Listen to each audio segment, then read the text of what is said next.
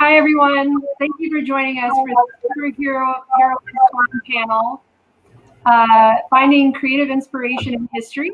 My name is Emily Lowe-Groves, and I'm your moderator. I'm the manager of community collaborations at the Cincinnati History Museum. Just a few brief information about the Cincinnati Museum Center. We are located at Union Terminal in a historic Art Deco train station. It's also a national landmark. We have quite a few offerings. Probably most interesting to this group would be the Cincinnati History Museum, the Cincinnati History Library and Archives, but we also have a Children's Museum, an OmniMax Theater, and a Natural History Museum. So we have a lot. So thank you all for joining us. We have an esteemed group of panelists tonight.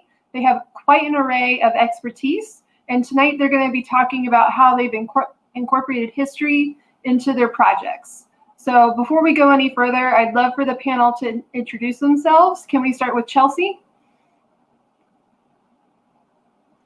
Absolutely. Hello, everyone. My name is Chelsie Hoskins. I am one part of the dynamic duo that is Queens of Queen City.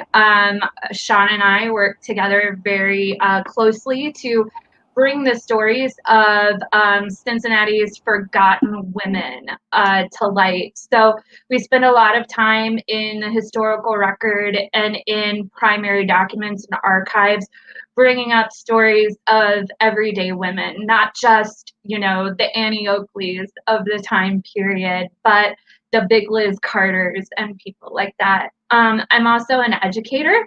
I am a 7th and 9th grade teacher, but I also teach at Miami University. And I'm dedicated to grounding my teaching of English and the humanities in local historical context. And I'm also working on a book of poetry, but you know, it's Emily Dickinson. I'm not going to show you till I'm dead. Well, wonderful. Shawn, care to go next? Sure. I'm Shawn Andrus, and I'm the other half of Queens of Queen City. And I am a marketing and communications manager at the nonprofit Knowledge Works in Cincinnati. And I volunteer for multiple historical organizations in Ohio. Well, actually, I should say Ohio and Indiana. And currently on the second wave research team for reviving the most popular poet of the second half of the 1800s, Sarah Piatt. Wonderful. And Lyanna, do you care to go next? Sure. Hello, my name is Leanna Renee Heber, and I am from Ohio originally. So Cincinnati is my hometown, but I've been a New Yorker for 15 years now. I am an actress, a New York City ghost tour guide, and also the author of 13 historical fantasy novels that are set in the late 19th century. And so I'll talk more about those when we get into the program. But my latest series is called the Spectral City series. And I just had a book come out, so I have to do this because, you know, this is my latest baby. It's called A Summoning of Souls. And it just came out last week from Kensington. Wonderful. Spectral historical fiction. That's awesome. And a ghost tour guide. Oh my God. Okay. It's pretty fun. So there's lots of ways the history comes alive, even when you're talking about people who are no longer. Yes, true. Nikki, do you care to go next? Sure. My name is Nikki Taylor, and I'm from Toledo, Ohio, although people wouldn't be able to guess because all of my books are on Cincinnati, a far more interesting city to write about. I've written 3 books about the Queen City. And so I'm here now. I taught at the University of Cincinnati. I started my career there, so to speak. Yay! And I am now a professor of history and chair of the Department of History at the Capstone, Howard University in Washington, D.C. So I'm really happy to be here with you all today. Maybe. Wonderful. Thanks for joining us. And Aiesha, care to introduce yourself? Sure. My name is Aisha Little. I am a writer, editor, cosplayer, and the co-founder of the Midwest Black Speculative Fiction Alliance, which is a group that champions Black creators whose works fall under the genre or the umbrella of speculative fiction that can include multiple genres, so sword and soul, fantasy, horror, steampunk, what have you. So we really focus on bringing those works to light, having conversations with those folks, having programs around the works that they create. I am also a member of Airship Ashanti, which is a Cincinnati-based steampunk group that focuses on multiculturalism in steampunk as well as philanthropy in the area. Oh, wow, that's so cool. I would be excited to see some of your cosplay pictures at some point. Sure. I'm sure I have a ton of them. Awesome.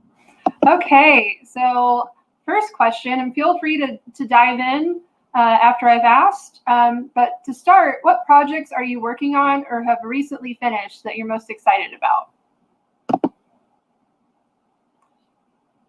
Anyone want to hop in? I'll start. So one of the things that I've been really interested in, and I guess this goes back to Leanna, I just wanted to say, I love the fact that you're a tour guide. Part of my journey to really enjoying history, besides being obsessed with the Civil War at 12 years old, was that I became a tour guide in Cincinnati. And I wanted to understand where all of the sourcing came from and what all the stories were. And then I'd be like, but what about that? And what about that? So that really was sort of the beginning for me to start Queens of Queen City with Shawn. It grew out of a poetry cycle that we were meaning to tell, and we're still working on telling about these unnamed ladies. But one of the ladies that I unearthed, I just was able to write up an article about her and post her to our website. Her name is Elizabeth Carter. She is one of the first African-American women in the United States and the first African-American woman in Hamilton County to be on death row. And she was unfairly charged with her husband's death, and she spent 13 years in the penitentiary and got out and changed her name and changed her life, and then sort of fell out of the historical record. But that's a moment for me of imagination where, you know, it's sort of like the narrative let go of Elizabeth Carter. It let go of Big Liz, you know, and she got to go and live her own life. And so I'm really excited. I was really excited to get that out into the world. I'm also, like I said, really passionate about developing curriculum for students that center around the authors and the artists in the Cincinnati area, since I am a teacher at Cincinnati Public Schools. And one of the things that I love to do is reach back into, you know, the local, you know, sort of the local culture. We did, you know, when we went virtual back in March, I organized a virtual walking tour of College Hill to talk about the Underground Railroad. And I really want to do something with Clara and Priscilla Thompson. And I'm going to kick that over to Shawn, who loves the Thompsons. I do. And the more I find out about them, the more complex their role in Black history is, not just here in Cincinnati, but regionally in Indianapolis and Washington, D.C., and even internationally. Priscilla was huge in Paris. So I'm working on their first official biography and poetry collection that includes all of the Thompsons, not just the the two sister poets, but the brother poet and their other siblings. One of their older brothers raised them as their father. So I want to get more information on him too. But I'm also working on a book about Sarah Piatt, so I'm pretty excited about that. I continue to find poems from her that other researchers hadn't known about, and people probably have not seen in over 100 years. So I've uncovered 24 so far within a span of 2 years. So that's pretty big for someone who published over 400 known poems, and I'm still finding poems from her. So I'm pretty excited about that. Yeah, that is exciting. Leanna, do you care to go next? Sure. So one of the reasons why I wanted to write the Spectral City series, focusing on a group of psychic young women who are helping solve weird crime in New York, is that it gave me a chance to connect spiritualism to the women's rights movement. And I also am making ghosts real for my audience. They help solve crime with their favorite friendly ghosts. And so it's a new take on a ghost story with friendly ghosts, helpful ghosts who are staying on because they have some justice that they want to see served. And so it's a great way for these 4 women from different racial backgrounds, different socioeconomic backgrounds, different gender identity backgrounds, and coming in together in this sort of safe haven of a found family, utilizing spiritualism as a direct way to have a public platform, which is historically accurate. Spiritualism grew out of a Quaker family, and it's important that it came out of the Quaker family because Quakers were the first to really have a lot of our modern civil rights kind of baked into their platform, as it were. Quakers were ardent abolitionists against slavery. They were equitists. They wanted men and women to be able to be taught equally and allowed women to speak in church. And this was a really big thing for then the Quaker communities to embrace the idea of female spiritual leaders as spiritualists in a way that other mainline religions were not really allowing that space for. So whether these women who are coming into spiritualism were or were not legitimate spiritualists, a lot of them were using spiritualism as a public platform. That's certainly the case with Victoria Woodhull, the first woman to run for president in 1872, with Frederick Douglass, a Black man, as her running mate. This was huge and a big sort of step forward in what's possible. And I think we think of a lot of the struggles that we're all still fighting today as something that's very 20th century. No, the late 19th century was really galvanizing issues towards civil rights, labor rights, universal suffrage. Hopefully that suffrage is a whole nother ball of wax in terms of the divergence of who would get the vote or who wouldn't. And that's a problematic thing that's definitely worth discussing in history because it's complicated. But I wanted spiritualism and these active spiritualists to be icons of women who were working in the era.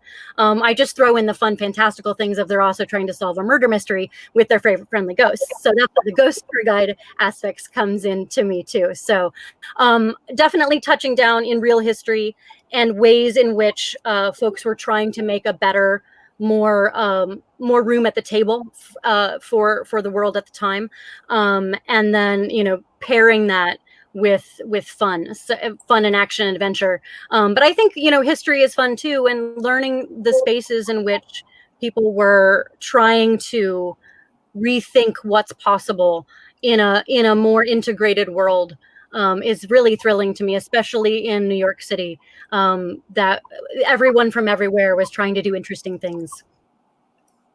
Yeah, totally. And with spiritualism, it was a job for women. It was, kind of equal. Like it was, they were allowed to do it, and so, yeah, the public platform aspect was really important. So I really like to lean into that. Wonderful. Nikki, what's a project you're currently working on or have recently worked on that you're really excited about? Well, thank you, Emily. I'm pretty still excited about the Margaret Garner book, which is very old now. It's from 2016. It was published at the tail end. But I'm excited about that because that book allowed me to get out of my comfort zone as a historian. Thank you. Yes, thank you, Shawn. And so it allowed me to get out of my comfort zone. And I borrowed from other disciplines and even literature. I'm inspired by Toni Morrison, of course, to write about the very tragic story of Margaret Garner, who was an enslaved woman living in northern Kentucky. She escaped from slavery with her entire family, ran across the river when it was frozen solid to Cincinnati, and proceeded to try to kill her children once her owner caught up to her in Cincinnati. So it's a powerful book, and it really pushed me to be a little bit more, maybe less formal with how I went about the writing. And so that inspired me to write my current book, which is a little somber, but since Chelsea's book was similar, I'll talk about it. It's Black women in the 19th century who used armed violence to try to overthrow slavery. And so the general perception is that Black women were less likely to commit violence in their effort to get free of slavery. And so that's what I'm working on, and it's exciting. It's slow going, my chair duty, but I'm really hoping that I'll get inspiration from these fabulous panelists you have here. Great. And Aiesha, what's something you're currently working on or you recently finished that you're really excited about? Well, I have 5 essays in a book about Cincinnati, women in the arts in Cincinnati, which is being produced by Arts Wave. It comes out next week. I don't get to pick up my copy. It is available for order now, and I can put that in the chat or wherever we're putting information. But I was able to write about 5 women, 5 Black women who were very instrumental in different areas of the arts around the city, including a woman who organized lots of, she was very into jazz, and she established I believe she was the first chair of the Robert S. Duncanson Society, the committee at the Taft Museum. I wrote about a teacher who actually she was a singer, and she actually met lots of musicians and singers as they came through the area to perform. It was just a really interesting project to work on because a lot of those women were, it took a lot of research to find the most accurate information on them because it just wasn't readily available. A lot of those women kind of played the back. They brought in people that they thought the public would respond to, and not necessarily putting themselves in the forefront as the person who brought those people to town, or who brought prominence to the area. So I had a lot of fun kind of researching and figuring out like the roles that they played in creating a very diverse and just wide ranging art scene. In addition, since COVID kind of has us stuck inside, I am not really doing much cosplay at the moment, but I am the character model for a character in a comic book that's going into its 3rd season late this fall. I don't know if you know of Mest Comics. Jay Calganayan is the creator of that series, and he asked me if I would be a model for one of the characters in the series. So that was a lot of fun to do. That's really cool. Like, super cool. Definitely share that comic series, because I think Carolyn is collecting some of the works that you all are talking about so we can share with our viewers. Our second question is, How do you first get started on a project using history as inspiration? Is it the idea first or the research you're already doing that sparks the interest? And I'm just gonna popcorn it. I'm gonna go with Nikki to mix it up a little bit. Okay, I really like that question. And I think for me, I had to think about this a little bit. I think I was most interested, I think I start with a topic or an area of interest, let's say Black women's history. And then things that really are unsettling to me or questions that I'm left with after reading somebody else's book. That's how I get my inspiration. So it's maybe not real inspiration, but it's the type that historians work with. Gotcha. And Shawn, how about you? I think it's my innate curiosity. It really sparked that inspiration to find out more about what is not being told. When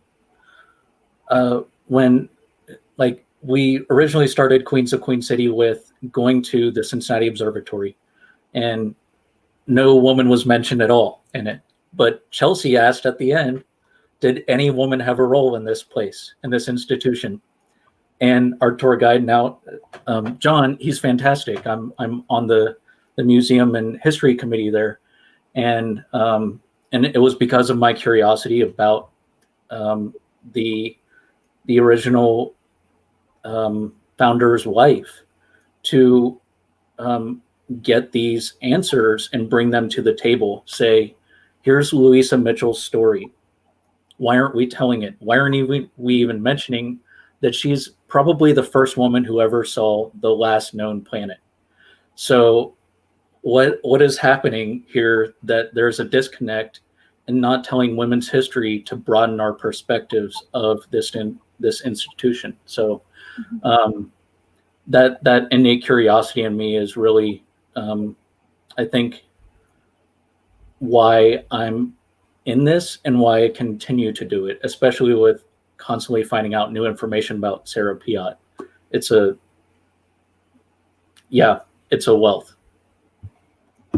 Yeah, and it's hard sometimes when you're doing research, especially in particular time periods, because women a lot of times if they're married are listed as Mrs. John Smith, and sometimes their names are lost. It's really hard. It's definitely a challenge. Aiesha, what's something when inspiration strikes? How does that happen for you? So I initially got into steampunk, and I was very interested in how to create a character backstory. So, cosplay is generally your kind of becoming a character that is already established, whether it's from movies, TV shows, comic books, what have you. But with steampunk, you get to create your own character. And I wasn't sure how I wanted to represent myself inside this genre. So I actually, after meeting Diana Foe, who Leanna knows, she is the creator of Beyond Victoriana, which is all about multiculturalism in steampunk. I met her at a convention, and she just kind of opened my mind to what my character's backstory could be. So the first thing I did was I Googled 19th century warrior women, Africa. And that's how I found the Mino, which were an all-female military regiment of the Kingdom of Dahomey, which is present-day Benin, West Africa. I think people like to say that the Dora Milaje from Black Panther are based on the Mino, and I'm not quite sure if that's completely accurate, but that's kind of what people go with. But so I wanted to kind of represent steampunk from an continental African perspective, because steampunk is very much, it can be very focused on Victorian England or the American Wild West, when that period of time was just a period of time. It happened everywhere. So what would steampunk look like in other settings? What would steampunk look like in China? What would steampunk look like in African countries? What would steampunk look like in India? You know, it was a chance to kind of broaden that horizon, broaden my perspective. So that's kind of how I started creating my character. Oh, wow. That is so neat. Leanna, taking it over to you. So much like Dr. Taylor, I am interested in like sort of the conceptual avenue I want to go explore further.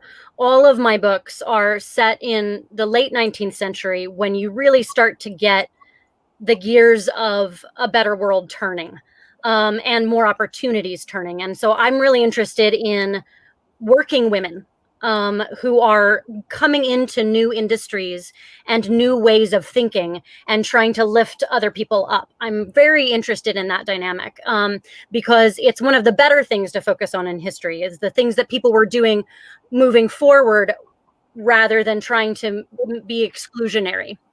So that's why spiritualism is such a fun angle. All of my books have spiritualist content in it, but with the Spectral City series, I really wanted to put that right at the forefront and say it would not have been out of place for women at this time period to be advising or working with the police departments. The first police matron was installed in New York City in 1880. So women were working in, albeit in limited capacities, but across many different new technologies and new spaces that they hadn't occupied before.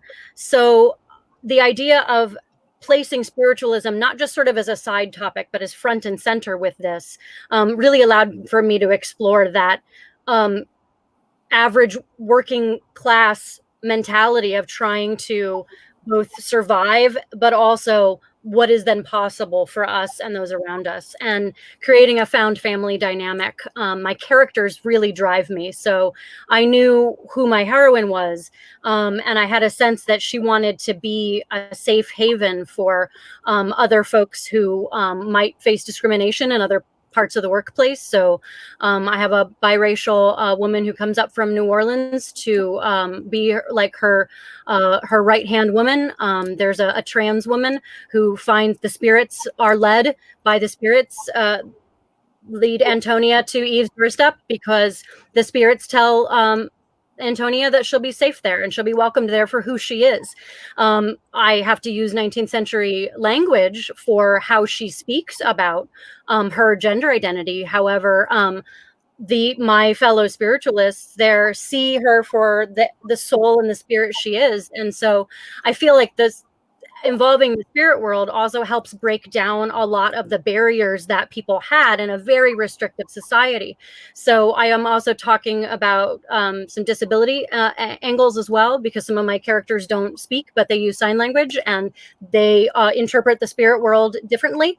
I have a Jewish detective who is our girl's foremost ally. He's facing discrimination as a Jewish man in the police precinct. She's facing discrimination as a woman. They stick up for each other and they won't tolerate any bull. And it's kind of this fun scenario where I can be like, hey, we're all going to band together in a time period that is restrictive with things that we're still fighting today. And those parallels are just there. I don't really have to lay on them very hard. They're just there. And as long as my characters are driving the carriage, as it were, then I don't feel, it doesn't become like a preachy or a didactic thing. This isn't an issue book. It's just that issues happen to be there, but it's not an issue book. It's fun. It's an action adventure thing. But then I want to slide a little New York history and a little bit of, the idea that feminism and equality is a modern concept. I want to push back against that. And so that's definitely why I choose the avenues I do in fantasy, to allow that to be a vehicle for forward motion and a sense of progress. Wow. Okay. I'm definitely reading these books. Thank you. Wherever books are sold. Chelsie, you. Okay, so my inspiration started, sort of on site, whether it was on a battlefield, but, with our recent project, 40 feet underground in a loggering tunnel from a 150-year-old brewery. For me, I started imagining what life would have been like in these brewery tunnels, and started digging into the stories from the brewery, the people and the families who populated it, and the stories that sprung up around them. One of the things that people who are into Cincinnati history talk about, especially the Germanic sort of beer culture, they talk about the beer barons. Those beer barons would never have been anywhere without the women who knit their families together and drove their business acumen. So as I learned more about that, I wanted to share about that. One of the things I think you said earlier, talking about Mrs. John Smith, we had something like that happen. There's this great story about this little French actress named Blanche Beekman. She marries one of these brewers' sons, and she has all of this dramatic stuff that happens. And it's all in the article at queensofqueencity.com.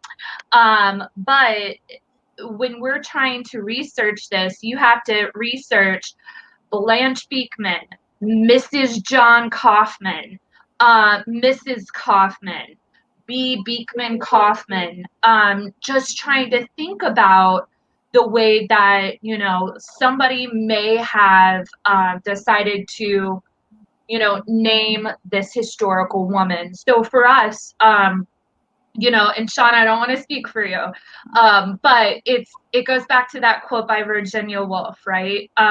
Or was it Margaret Atwood? Kind of both. That women's stories are written between the lines of history. I'm either thinking about that or Shakespeare's sister. But that's really where I start, like on the ground. I have to conceptualize it, and then I start to think about it, and then I look for the holes. What's missing? What in the narrative aren't we telling, and how can we tell it? We do this a lot too at cemeteries.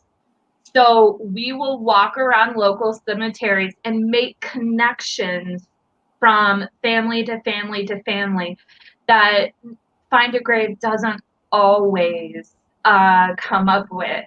So then you can go back into the record at the Cincinnati Museum Center, for example, and find information out about. So then I can take those experiences back to the students in my class, and I can have authentic interactions with them because I've lived that history, I've lived that story and lived that text, and can try to share that with them a little bit too. Oh, we have a question that has popped up. When doing research, how do you organize your information? This is in regards to comics. What happens when something else draws your focus from your subject? You get led down a rabbit hole, and I can re-ask that if needed. But just how do you organize your information? Do you tend to spiral down the rabbit hole at all? A lot of you are shaking your heads. Shawn, what happens when that occurs with you? So I keep a very organized Excel spreadsheet of all of my research. So document what the content is and where I found it. And in case of Sarah Piatt's poems, the date I discovered it, and how I discovered it. So I want to track that, the process for future historians and researchers, in how to discover more poetry, more research. So I have that master document, but then I always end up on a trail, like finding out more about family members. So then I'll open up more tabs. I have over 400 tabs on my browser right now. It is just way too much, and it's chaos, but it's my chaos and it's how I operate. So I just get led down this rabbit hole, which leads me to more women to find stories out about. So for me, it's not too much of an issue, even though it is, in getting things done, but it just leads to more surprises. Okay. Nikki, how about you? You're nodding your head a little bit there. Yes, thank you. It's important to stay organized, especially if you're going to pursue historical fiction or even a actual history book. And so Shawn is actually right. You have to stay organized. I'm pretty old school. I don't trust computers because I've lost at least 13 books in my mind on devices that just gave out or somehow didn't save right. So I have a journal where I keep all of my information, and I have tabs that I use. Here are the tabs right here to separate topics. And I have a long list of bibliographies of sources, primary source documents, original documents, and also secondary books. As far as being led down the rabbit hole, I always say follow it, because usually there's a treasure or a gold bar or a nugget at the end, at the bottom of the rabbit hole. So I follow them.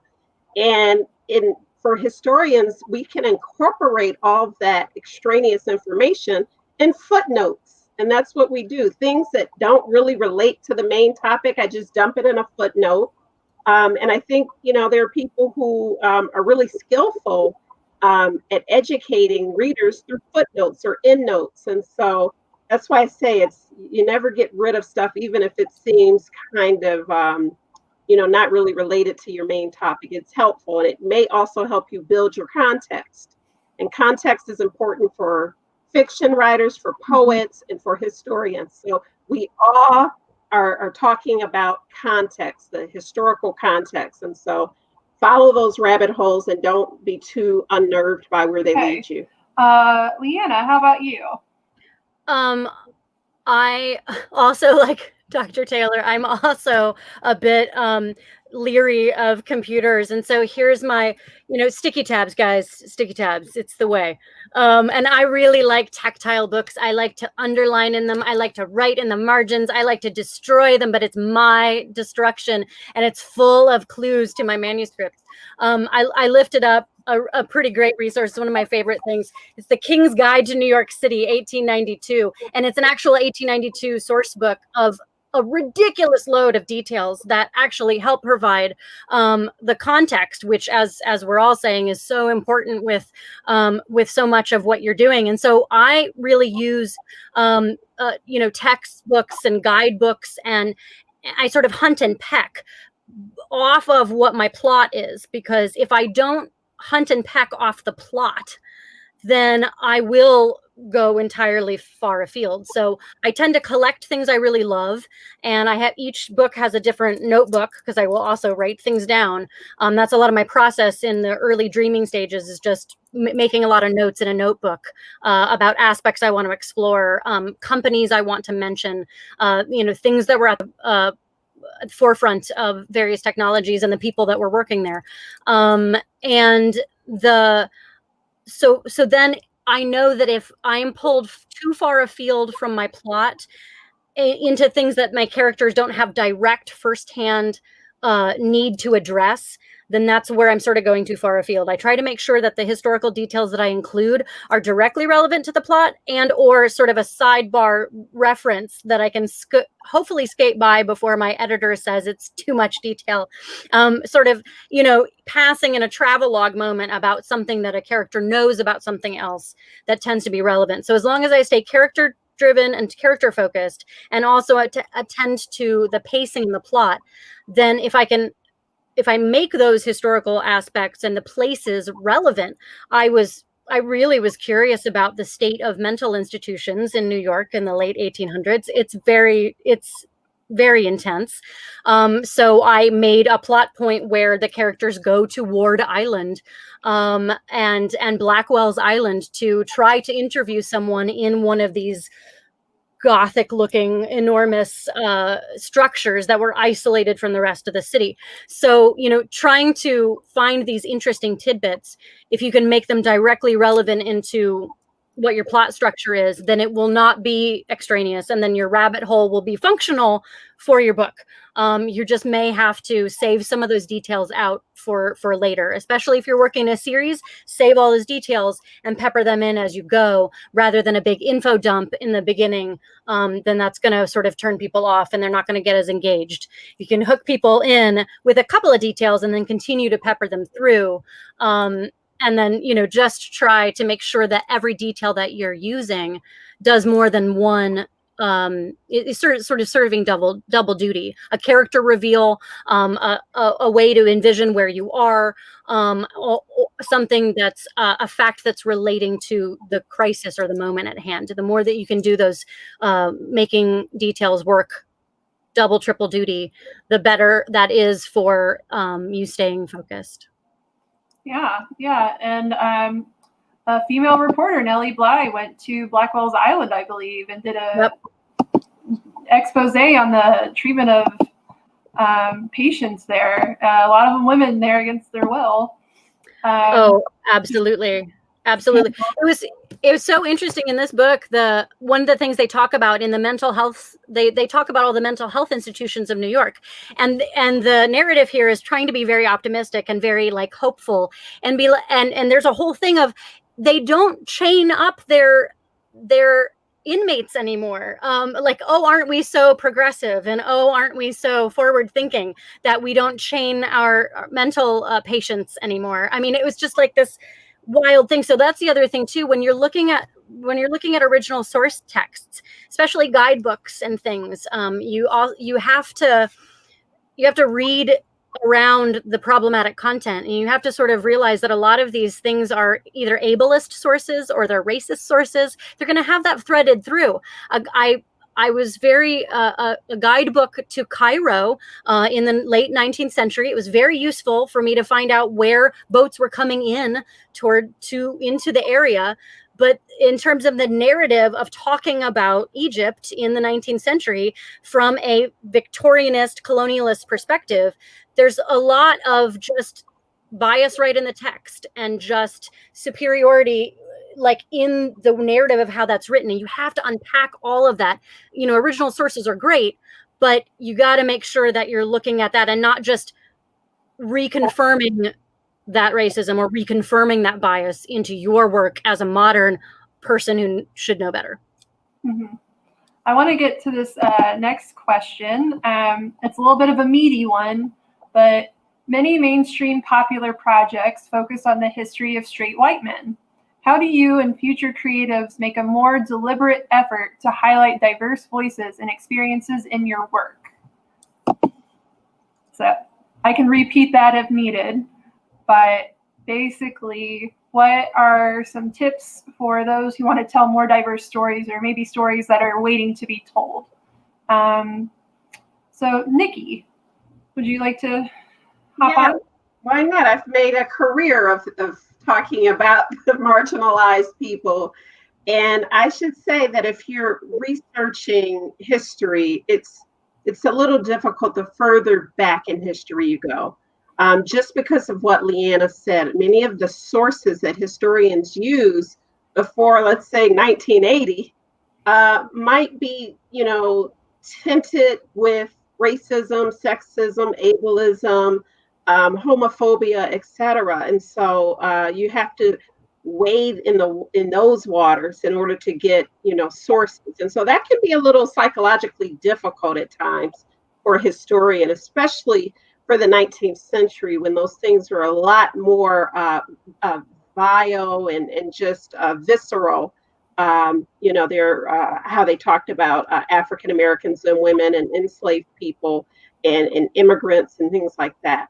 And so, and because of all of that, I think sometimes too, the institutions that collected the sources, i.e. libraries and archives, they didn't always value the voices of people who at the time society didn't believe were important.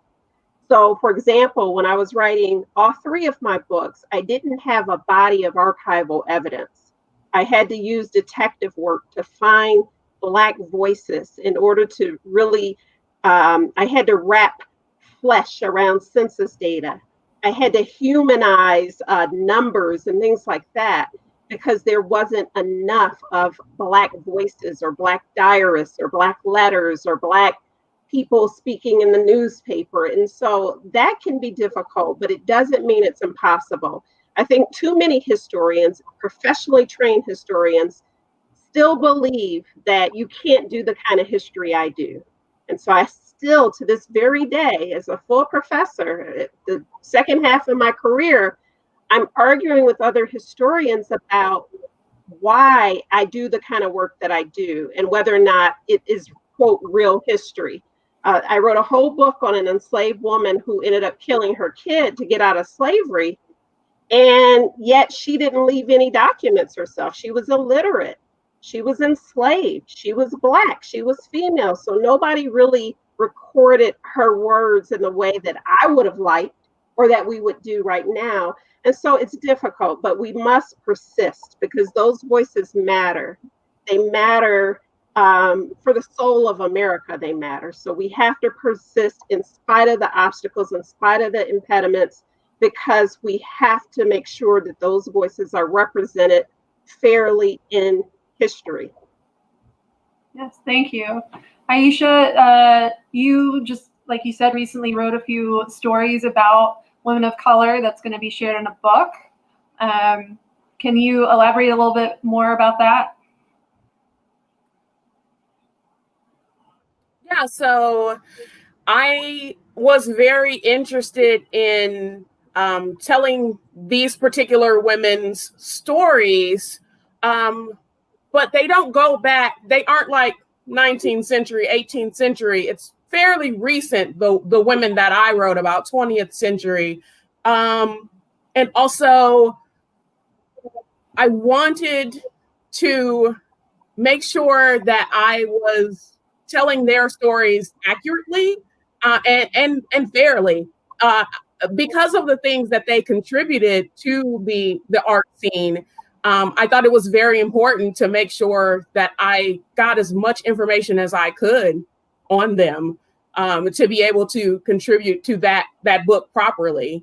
Just on another note, you talk about, there being like, when you talk about like history being very white male focused, I can kind of talk to being a part of the steampunk scene in that aspect as well. Steampunk is very, very heavily Eurocentric. There are lots of narratives that people are essentially pulling from the actual 19th century to kind of build their characters and their settings around. And sometimes there isn't enough interrogation of those original material that they're using to create their characters. So, having someone like me and other people of color, my group, Airship Ashanti, our backstory for our ship is based on the Ashanti Empire. And so we kind of weave that West African history into our fantastical story. And just visually being on the scene, we are kind of changing the scene around us. We're creating a digital archive. So when you go and you look up African Americans in steampunk, Black people in steampunk, you might see my picture. You might see the picture of our captain. You might see the picture of our master of spirits, not ghost Lyanna, but alcohol. So it's very, it's a way to embrace history, but also kind of we're creating that history, a digital history, if you will. Wonderful. Chelsie, would you care to share anything?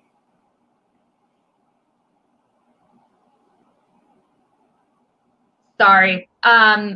First, like, oh my gosh, guys, you have been saying things that have been speaking to my soul. I think the way that we find our way in is to follow the rabbit hole, you know, like to go back to what was being said, because the narrative has been so heteronormative. It's been so white. It's been so male, so Western for so long that if someone wants to know the, you know, the other story or the other side, and that's with a capital O, right? They have to be willing to dig. And I think that's what all of my panelists today are just like showing, is that in order to be able to accurately represent and portray history as, you know, this variegated quilt of amazingness, you have to be willing to put the work in and to put your shoulder to the wheel. You know, I had this really interesting moment with my students just last spring. I taught a Sarah Piatt poem, thanks Shawn, in contrast to a Walt Whitman poem about the first Battle of Bull Run. And the kids started pulling out all of this emotion about Sarah, whereas with you know, Walt, nothing wrong with Walt. Walt was just like, hey, this happened, and then people ran and blah blah blah blah blah. But they wanted to know if Sarah was okay. They were interested in her, you know, mental and emotional life. They were making connections to her because they could see themselves in her.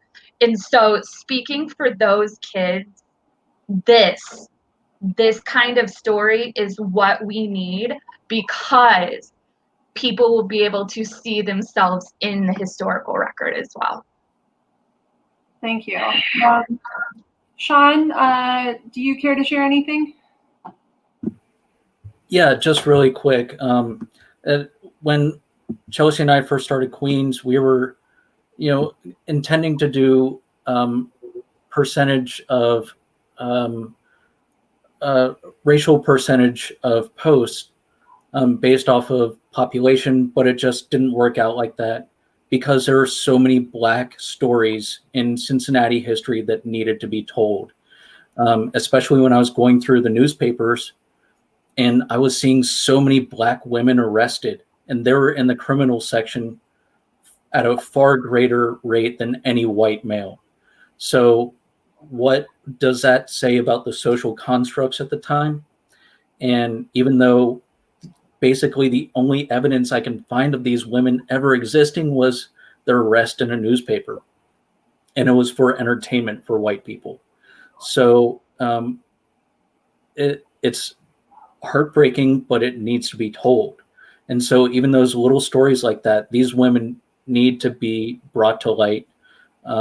These problems need to be brought to light. So, and how this history still is in effect today. These problems haven't gone away. They've only hid, and they've gone in really disturbing ways. So the proof that the Thompson posts, the Priscilla and Clara Ann Thompson, they're getting popular because of our website, and that's really exciting. So there's a need for these stories to be told. It's not just a percentage, because that's what originally was in my head when we were planning it out, but that's not how it pans out when you're telling stories. Thank you. And I think history shouldn't always be comfortable. I think, there are hard stories that need to be told. And so thank you for that answer. Leanna, is there anything you would like to say? Yeah, I'm there's so many wonderful things that have been said. I think that all I would want to add to that is exactly what you were saying, Emily, is, don't be afraid of the truly uncomfortable. And especially if you're a white person, you've got to sit with the discomfort. You've got to sit with it. You've got to reckon with it. You've got to work on it. And that's a constant process. And you got to start unpacking that. And the best thing you can do too is, for me, is when I do write very diverse characters, but I'm writing characters who are not of my experience. So I hire sensitivity readers. And this is something that I think is very important, and that not a lot of folks who are just the average reader doesn't necessarily know what a sensitivity reader is. But I hire people who are of the backgrounds that I'm writing about, main characters, to make sure that I'm not saying anything that is I've missed because of my bias, because of my privilege. So I hired a Jewish sensitivity reader for my Jewish hero, making sure that, that his perspective, my whole rule is harm no other, write what you will. Sort of kind of the idea of not wanting to do harm with my manuscript, but also still wanting to do my own thing, but do it in a way that is honoring the various traditions that I love to bring together. Because a main theme through my books is that history has never been homogenous. It's never been only for one type of person. It's always been all kinds of people working together to try to make a society happen. So that, for me, is an exciting thing. So the sensitivity readers can help you make sure that you're, in bringing folks together from these different backgrounds, that you're not inadvertently doing harm with that. And I also think that, Mr. Rogers said a really great thing once. He's talked about difficult situations, and he said, look for the helpers. Mm-hmm. And I think when you look for the helpers in history who were trying to make space and trying to find a way and trying to make more seats at the table, you start to see, and there are other alliances that were being made, and there are other ways in which various changes in society, movement of population, new technologies was making new spaces and room for reinvention. And so in that, you can maybe find some of those underserved stories within the helpers. Thank you. Yes, and sensitivity readers, that's a great idea for those who are looking to write different topics or tell different stories. So that's a great resource. Yeah, there's if you're curious about learning more about sensitivity readers and taking online classes about that, there's a good friend of mine, Kay Tempest Bradford, brilliant writer, along with Nishi Shaw, brilliant writer. They have a workshop called Writing the Other. And you can take these workshops, and there's all these resources there, so that if you are writing outside of your lane, that there are ways to do that, and do that well, because you shouldn't only be writing about your own perspective. That's not the world, but you want to do it with context, and you want to do it well with nuance in a good way. Wonderful. Thank you. So it is 8 o'clock. So it is time to wrap up, but my very last question is, quickly, are there any other recommended sources out there that you can give to our viewers? Besides your projects, are there any other projects out there that you recommend? Chelsie, go for it. Check out the Over the Rhine History Museum. They are absolutely on the ground floor of salvaging space and history in the country's largest intact historic district that is slowly being eaten away by gentrification, but they are saving one building and telling the story of the people that lived in there, much like the Tenement Museum in New York City does as well. Wonderful. Thank you. Does anyone else have any other recommendations? Yeah, I just wanted to put the Diana Foe's multicultural steampunk site is beyondvictoriana.com. Wonderful. Thank you. Aiesha, was that the same thing you're going to recommend? What I was going to say. If you're interested in steampunk, Yes.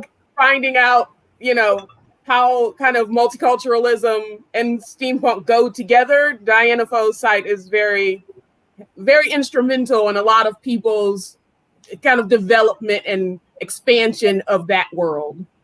Great. Thank you. Shawn, I think you were about to say something. Yeah, so 3 things. Very short. With Sheo Alvitre, she did Ghost River, the interactive webcomic. Phenomenal historical project. But she's also doing a project on her ancestor, Toyparina, who fought colonists, religious colonists in California. And Tongva was now it's LA. But looking at music, Rhiannon Ginnens, she's been doing fantastic work with bringing back the black banjo and really taking ownership of that and incorporating it into Irish Appalachian roots and the connections between them. So really doing fantastic stuff with telling Black history there.